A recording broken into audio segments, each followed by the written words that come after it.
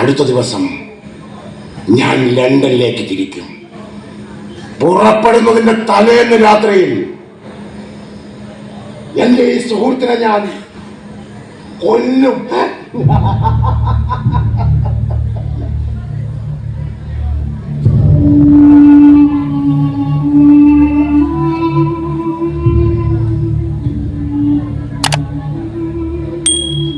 വിഷമിക്കണ്ട, നിന്റെ രക്തം എന്റെ രക്തധമനികളിൽ ജീവിക്കും.